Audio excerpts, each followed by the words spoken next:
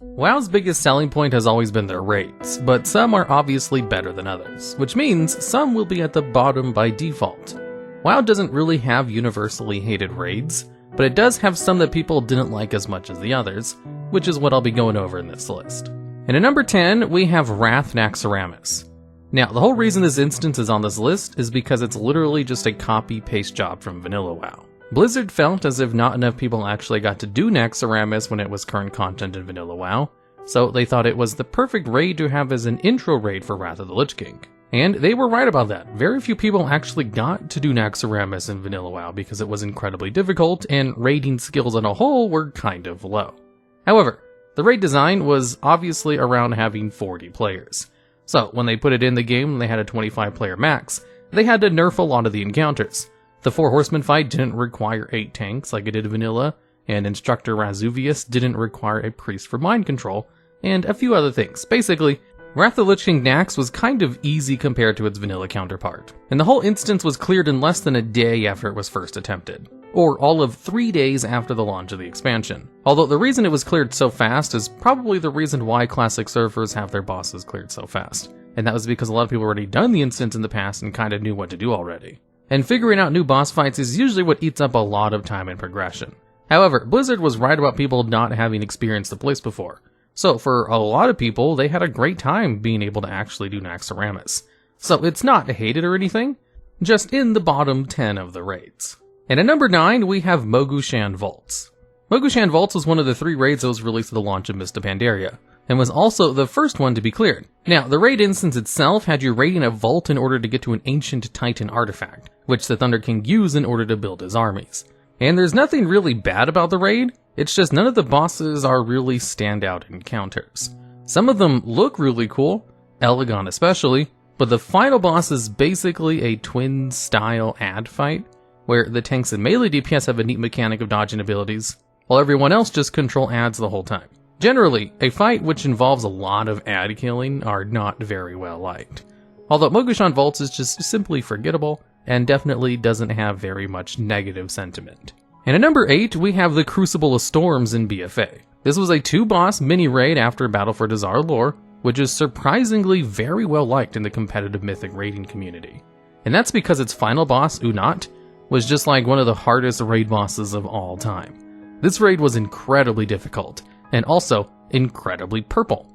Both boss fights took place in purple rooms with purple walls and purple ceilings and a purple tint, and also had tons of abilities that put purple void zones everywhere, which kinda blended in with everything else. The first fight was like a 3-boss console-like fight, and the last boss was just a really hard encounter. Although the last boss was so hard that many guilds just never did the raid again after they completed it a single time. The gear from the place was pretty unique, as pretty much everything that dropped had some kind of unique effect attached to it. For some reason, the raid just had a very low participation rate, and there were very few repeat clears across the board. I'm honestly not sure why this raid had so few fans, although if I were to guess, it would probably be because the aesthetic of the place was pretty dull, and the final boss was overly hard for the rewards it provided. And at number 7, we have the Eye of Eternity from Wrath of the Lich King. This is a 1-boss raid which was at the launch of Wrath of the Lich King, and made very heavy use of the brand new vehicle mechanics that Blizzard was pushing really hard this expansion. As for the last part of the fight, the platform is destroyed and everyone has to hop on a Drake in order to DPS down the final boss, using a preset amount of abilities.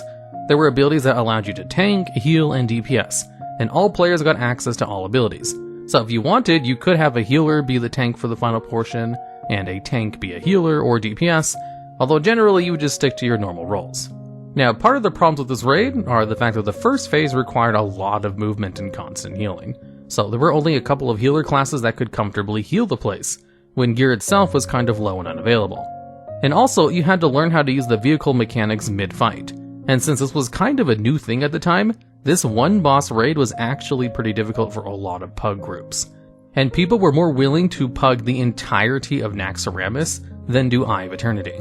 And also, players got really tired of the vehicle mechanics halfway through the expansion, so anything that had vehicle mechanics was kind of hated by default.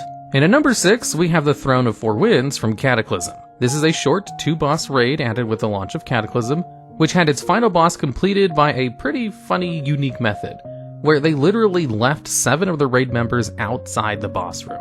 because it was easier to do the fight with less than 20 people, because of the way the mechanics of the platform worked. And the final boss of the raid actually is one of the longest lived bosses in the game, as it took 36 days before the first kill was accomplished. And Throne of Four Winds can probably be put into the same category as Crucible of Storms, where it wasn't very well liked because it was overly hard for a pretty small 2-boss encounter. Although, personally, I love the aesthetics of this raid. I think it's 10 times better than the Crucible of Storms, and I thought Alakir was a pretty fun final boss. It was incredibly difficult, and the first boss of the instance was kind of weird, but I wouldn't say it was bad. You had to constantly jump from platform to platform in order to DPS down the 3 bosses, who had to die within a certain amount of time of each other, and sometimes the platform would just miss you and you would fall into the abyss, and slowly be pulled back up to one of the 3 platforms and just kind of mess everything up. And at number 5, we have the Dragon Soul from Cataclysm. This was the final raid instance of the Cataclysm, and is largely thought of as the worst final raid instance of any expansion, for a few reasons I'll go over in a bit. Although, personally, I love this place, and it's probably one of my favorites. Now, Dragon Soul was only an 8-boss raid, and people were not very happy that the final raid of the expansion only had 8 bosses in it. In fact, Cataclysm probably has less bosses than Warlord of Draenor, which was the expansion that literally was missing an entire raid tier. Although the amount of bosses in a raid don't really matter too much, it's just the quality of the bosses was also kind of meh as well. You see, the raid itself sounds pretty amazing in practice. You're storming a temple and fighting through minions of the old gods, making it to the top of the temple where you blast Deathwing in the back. Then you have to hop on a gunship in order to chase after him, where you parachute onto his back in order to pop off his plate so that he falls into the ocean, where you then finally finish him off. This has got to be one of the most thematic raid instances we've ever gotten, which is trying to tell a pretty dramatic action story, instead of just slowly going to separate boss rooms and killing people who are just waiting for you. But when you actually get to Dragon Soul, you basically do just go to separate boss rooms with people who are just waiting for you for the first 5 bosses. Then you get to the dramatic chase sequence for the final 3 bosses, which is where most of the problems lie. The boss fight on the gunship battle is probably one of the buggiest fights I've ever done, and is the longest I've ever spent progressing on a single boss because half of our wipes were due to just the fight not working correctly. The Spine of Deathwing encounter encouraged class stacking on a tier that I hadn't seen in years, and the final boss was just a huge letdown, as it was basically just a giant tentacle boss fight, where you're fighting tentacles the entire time instead of a giant dragon like people were promised. And in fact, the final boss was easier than the second to last boss, where you're just fighting oozes on the back of a dragon. And even with all of these problems, I really liked the place. I thought Spine of Deathwing was one of the most fun fights I've ever done. And even if I do see all the problems with it, looking back on it objectively, I just have heavy nostalgia goggles when it comes to Cataclysm.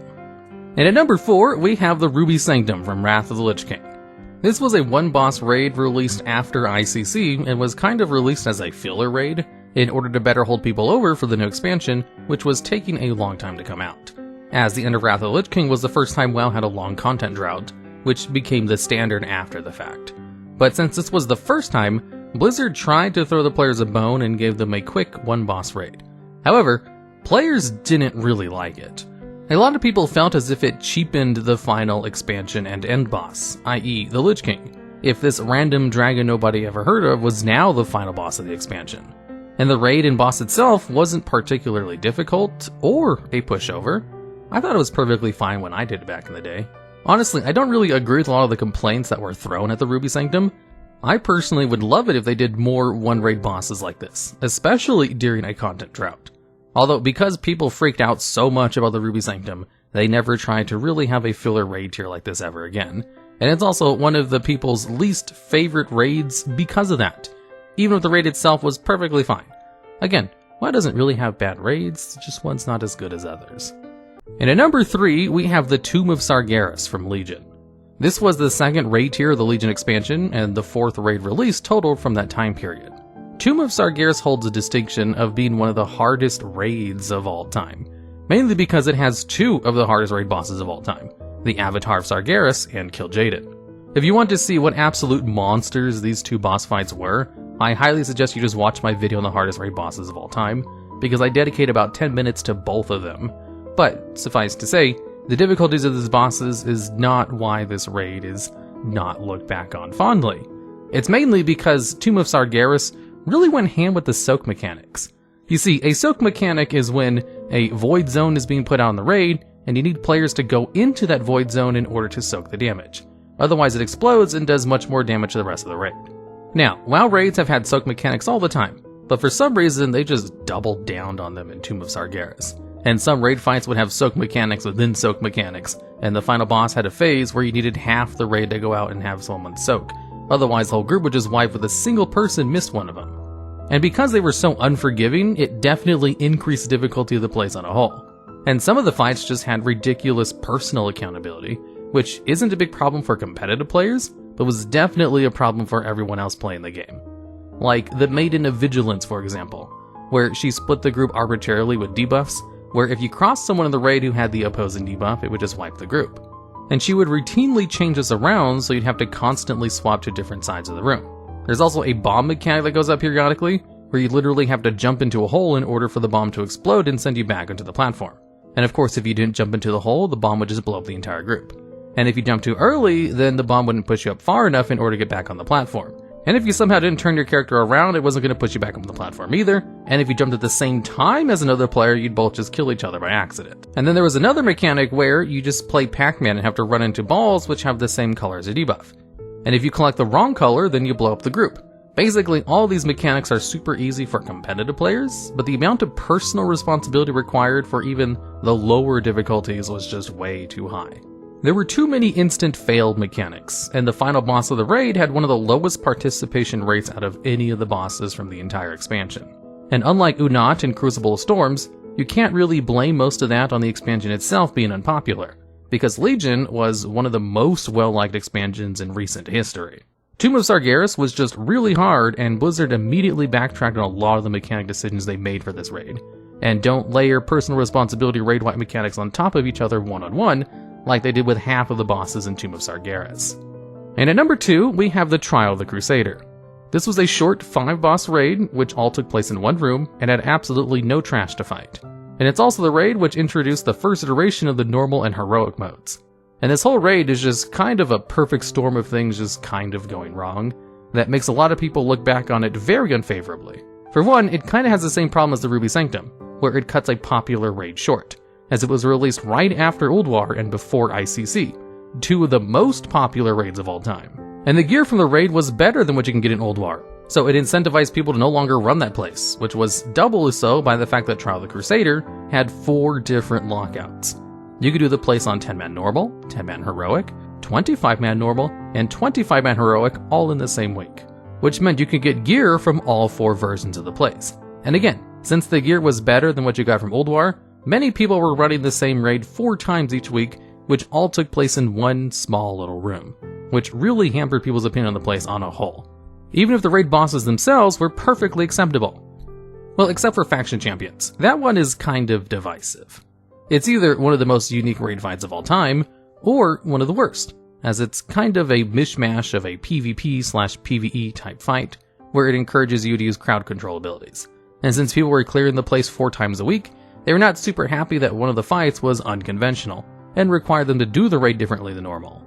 If Trial of the Crusader was just released alongside another short raid, kind of like the Mogu'shan Vaults was, and didn't have the terrible mechanic of 4 raid lockouts, making people burn themselves out in the place even faster than normal, I'm sure it wouldn't be looked back on anywhere near as negatively as it is currently. It was just kind of a perfect storm of a whole bunch of things going wrong for it that don't really have much to do with the raid itself, and how the bosses or mechanics are run, except for faction champions.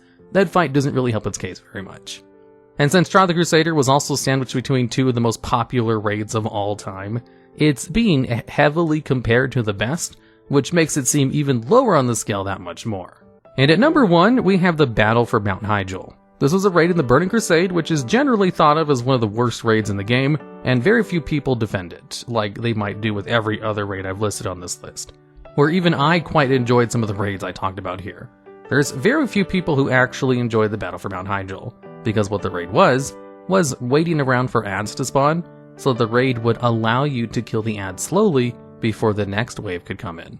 The whole raid took place in around 3 sections. The first section had you kill waves of ads, then a boss, then waves of ads, then another boss. The second section had you kill waves of ads, then a boss, then more waves of ads, and then a 4th boss. and the third section had you just kill a final boss. So most of the raid was just spent killing ads, and generally, people call ads before a fight trash for a reason. It's the common nomenclature for this activity to be called killing trash. You can kind of see how the community thinks of the entertainment value of killing large swatches of trash for the majority of the instance. Because also, if you fail the boss fight, you'd have to redo all the waves of trash before it would respawn again. So Battle for Mount Hyjal easily takes #1 spot on this list. It's the closest thing WoW has to a bad raid, and the only reason it took so long to clear was because no one really wanted to do it back when it was available, and instead everybody just was working on Illidan.